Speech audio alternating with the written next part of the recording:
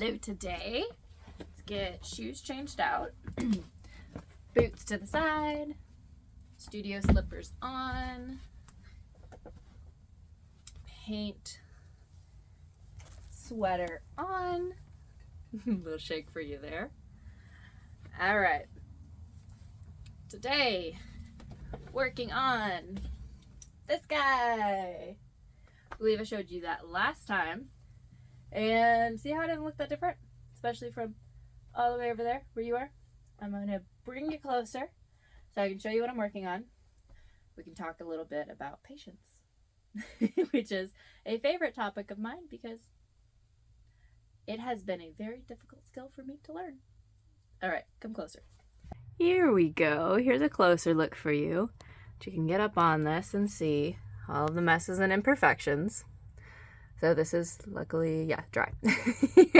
I'm always slightly scared. Shanae, why would you touch something that took you forever to do if you thought it wasn't dry? Well, because I like to live on the edge. So I've been doing these lines, and actually I want to get in and get even more finicky, and I want to add extra tiny little lines, which one will help me shore up some of the edges that got a little away from where I wanted them, and two, it's going to really make it pop. I want this as intricate as possible, because there's a lot of care and thought that has gone into this.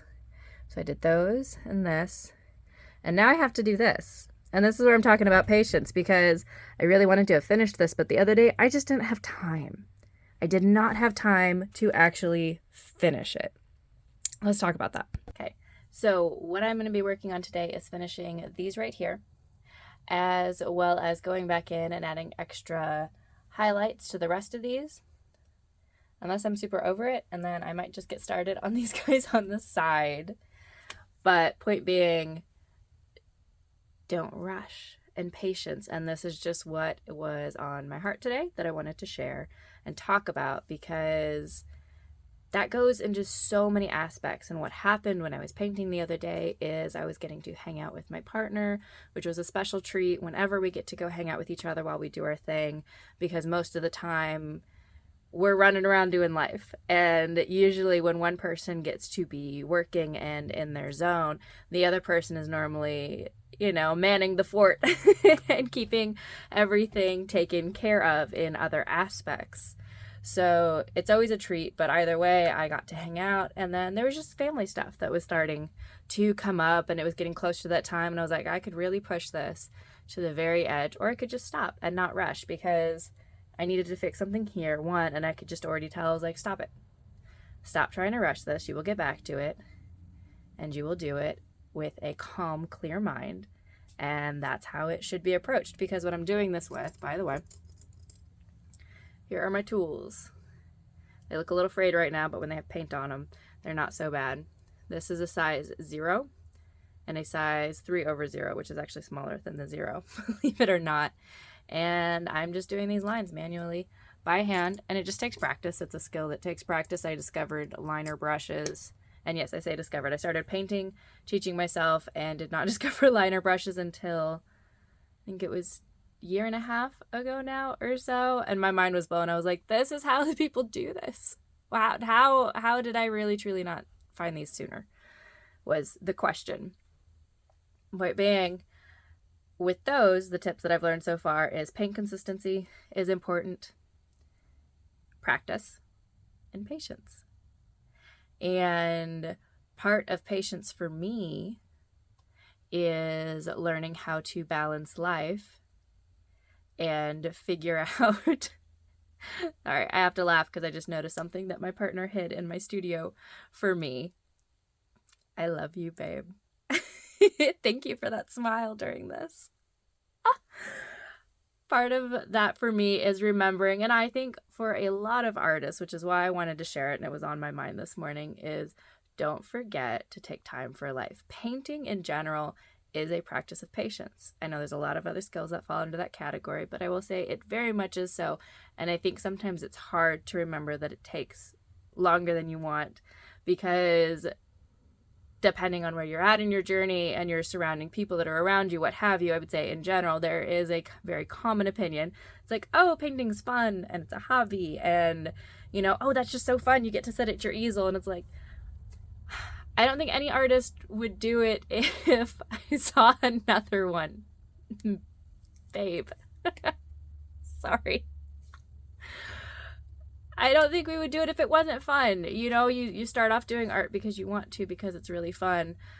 And there's something that just like, I don't know if fun's the right word, something pulls at you that you need to create, that you need to do something.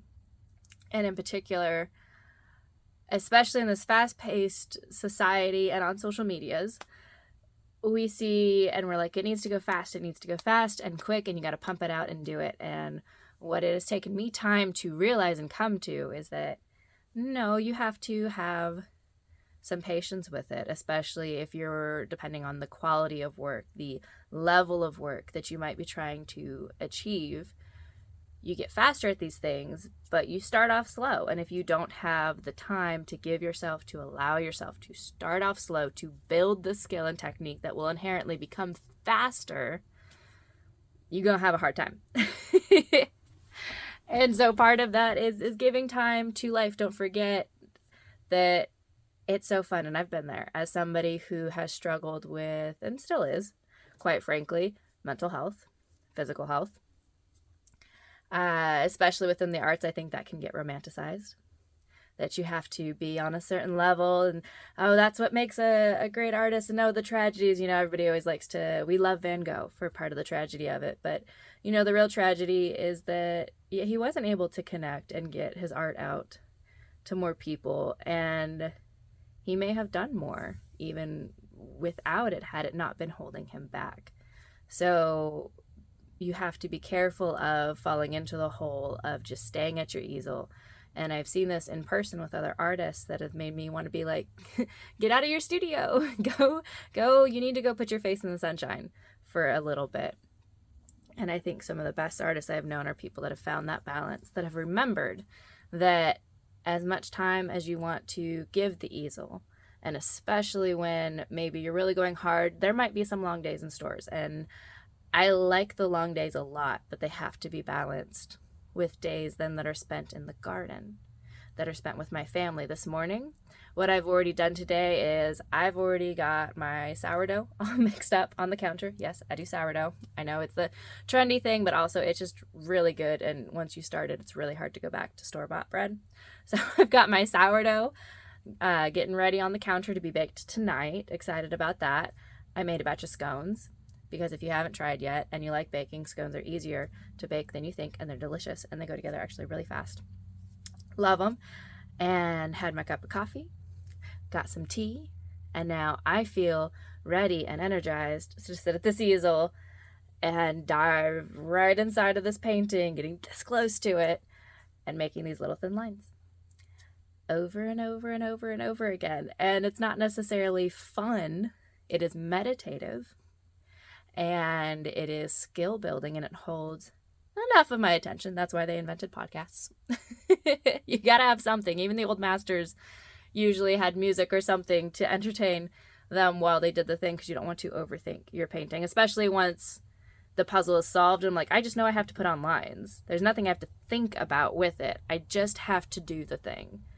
And that's not overly fun. It's not overly like, yeah, lines. But I do like the end product, and so I am going to do the lines and take patience as I do them, and I don't want to mess them up. And that is all that I wanted to share today. And I'm going to keep working on this, get it across the finish line. I highly encourage you to follow and embrace your passion, but do not forget to build your life around that passion and include all the other beauties of life that there are to offer. So don't forget to live, too. Have the most wonderful day. Do something with your hands. Do something tangible that you can feel good about. And I will catch you next time. Bye, beautiful people.